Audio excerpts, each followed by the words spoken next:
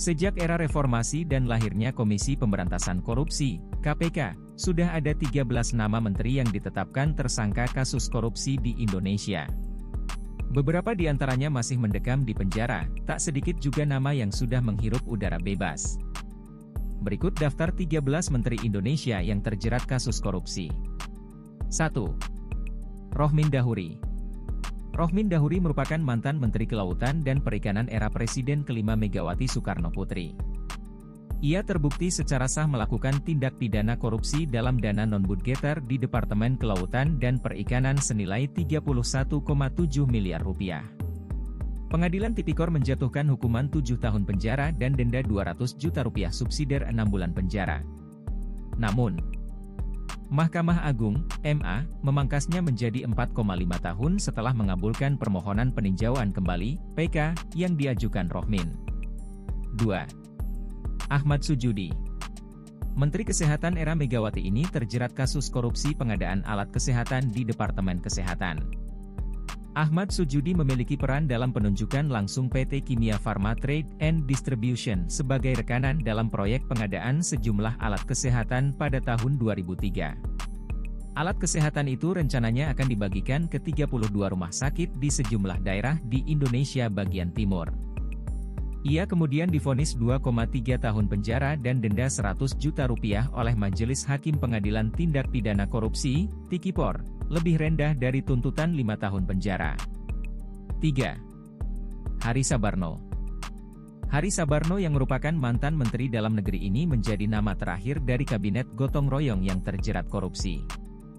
Ia terbukti melakukan pidana korupsi dengan penunjukan langsung PT Satal Nusantara dan PT Istana Saranaraya milik Hengki Samuel Daud, almarhum, sebagai perusahaan yang ditunjuk dalam pengadaan 208 mobil damkar di 22 wilayah seluruh Indonesia pada 2003 hingga 2005. Akibat perbuatannya itu, negara mengalami kerugian sekitar 97,2 miliar rupiah. Pengadilan Tipikor awalnya menjatuhkan hukuman 2 tahun 6 bulan penjara kepada Hari, namun MA mengabulkan kasasi jaksa penuntut umum sehingga hukumannya menjadi 5 tahun dan denda 200 juta rupiah. 4. Bahtiar Chamsyah. Bahtiar Chamsyah merupakan mantan Menteri Sosial era Presiden Megawati dan Susilo Bambang Yudhoyono. Ia terbukti melakukan korupsi dengan menyetujui penunjukan langsung pengadaan mesin jahit, sapi impor, dan kain sarung yang merugikan negara hingga 33,7 miliar rupiah. Pengadilan Tipikor pun menjatuhkan hukuman 1,8 tahun penjara dengan denda 50 juta rupiah, lebih rendah dari tuntutan jaksa KPK, yaitu 3 tahun. 5. Siti Fadilah Supari. Mantan Menteri Kesehatan era SBY Siti Fadilah Supari divonis 4 tahun penjara dan denda 200 juta rupiah subsidiar 2 bulan kurungan pada 2017. Vonis ini lebih rendah dari tuntutan jaksa KPK, yakni 6 tahun. Ia terbukti menyalahgunaan wewenang dalam kegiatan pengadaan alat kesehatan, Alkes, guna mengantisipasi kejadian luar biasa, KLB, tahun 2005, pada Pusat Penanggulangan Masalah Kesehatan, PPMK, Departemen Kesehatan. Akibatnya, negara harus mengalami kerugian sebesar 5,7 miliar rupiah. 6. Andi Malarangeng. Andi Malarangeng merupakan mantan Menteri Pemuda dan Olahraga, Menpora, era SB. Ia terjerat kasus korupsi terkait proyek pembangunan pusat pendidikan, pelatihan, Sekolah Olahraga Nasional, P3SAN, Hambalang sebagaimana dakwaan alternatif kedua. Atas perbuatannya, Andi dinilai telah merugikan keuangan negara sebesar 463,391 miliar rupiah, berdasarkan perhitungan Badan Pemeriksa Keuangan, BPK. Andi pun divonis 4 tahun penjara dan denda 200 juta rupiah subsidiar 2 bulan. Vonis tersebut jauh lebih rendah dari tuntutan hakim, yaitu 10 tahun. 7. Jero Wacik. Mantan Menteri Energi dan Sumber Daya Mineral (ESDM) dan Menteri Kebudayaan dan Pariwisata Jero Wacik terseret kasus korupsi penyalahgunaan dana operasional selama menjabat sebagai menteri di 2 lembaga itu selama menjadi Mendupar. Sejumlah mantan anak buah Jero mengaku mantan bosnya kerap menggunakan dom untuk kepentingan pribadi, seperti jalan-jalan dengan keluarga, pijat refleksi, dan membeli bunga. Bahkan, anak buahnya harus menggelembungkan harga dan membuat laporan perjalanan dinas fiktif demi menutupi penggunaan DOM yang tidak dapat dipertanggungjawabkan ke bagian keuangan. Ia pun divonis 4 tahun penjara dan denda sebesar Rp150 juta subsidiar 3 bulan kurungan. Perbuatan Jero dianggap menyebabkan kerugian negara sebesar Rp5,073 miliar.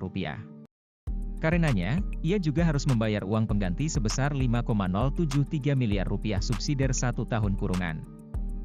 8. Surya Dharma Ali, mantan Menteri Agama Surya Dharma Ali harus mendekam di penjara karena menyalahgunakan jabatannya selaku Menteri dalam penyelenggaraan ibadah haji tahun 2010 hingga 2013 dan dalam penggunaan dana operasional Menteri.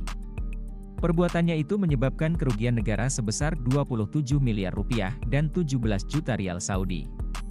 Hakim Tipikor kemudian menjatuhkan vonis 6 tahun penjara dan denda Rp300 juta subsidiar 3 bulan kurungan. Vonis ini lebih ringan dari tuntutan jaksa, yaitu 11 tahun. 9. Idrus Marham, mantan Menteri Sosial Idrus Marham menjadi menteri pertama di era Presiden Joko Widodo yang terjerat kasus korupsi. Idrus terbukti menerima suap Rp2,250 miliar dari pengusaha sekaligus salah satu pemegang saham Black Gold Natural Resources Limited, Johannes Budi Sutrisno Koco. Pemberian uang tersebut terkait proyek Independent Power Producer pembangkit listrik tenaga uap Mulut Tambang Riau. Ia divonis 3 tahun penjara dan denda Rp150 juta subsidiar 2 bulan kurungan penjara. 10. Imam Nahrawi, mantan Menpora Imam Nahrawi terbukti melakukan tindak korupsi dalam kasus suap terkait pengurusan proposal dana hibah KONI dan gratifikasi dari sejumlah pihak. Imam bersama asisten pribadinya, Miftahul Ulum, dinilai terbukti menerima suap sebesar Rp11,5 miliar dari mantan Sekretaris Jenderal KONI Ending Fuad Hamidi dan mantan Bendahara KONI Joni E. Awi. Ia pun divonis 7 tahun penjara dan denda Rp400 juta subsidiar 3 bulan kurungan, lebih rendah dari tuntutan jaksa. 11. Edi Prabowo. Edi Prabowo merupakan mantan Menteri Kelautan dan Perikanan era Jokowi.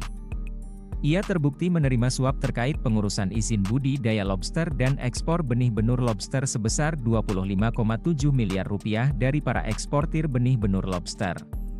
Akibatnya, ia divonis 5 tahun penjara dan denda Rp400 juta oleh Pengadilan Tipikor. Hukuman itu kemudian diperberat menjadi 9 tahun oleh Pengadilan Tinggi Jakarta. Namun, MA kemudian memangkas hukuman Edi menjadi 5 tahun penjara. 12. Juliari Batubara, ia terbukti menerima suap dalam pengadaan paket Bansos Covid-19 wilayah Jabodetabek 2020 sebesar Rp32,48 miliar. Pengadilan Tipikor kemudian menjatuhkan vonis 12 tahun penjara dan denda Rp500 juta kepada Juliari. Hakim juga menjatuhkan pidana tambahan untuk membayar uang pengganti sejumlah Rp14.490.450.000 atau sekitar Rp14,59 miliar.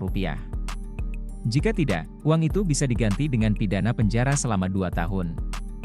13. Johnny G. Plate, baru-baru ini Menkominfo terjaring KPK dengan kasus korupsi dengan kasus tindak pidana korupsi proyek pembangunan infrastruktur BTS 4G. Johnny G. Plate terbukti bersalah dengan kerugian pemerintah ditaksir lebih dari 8 triliun.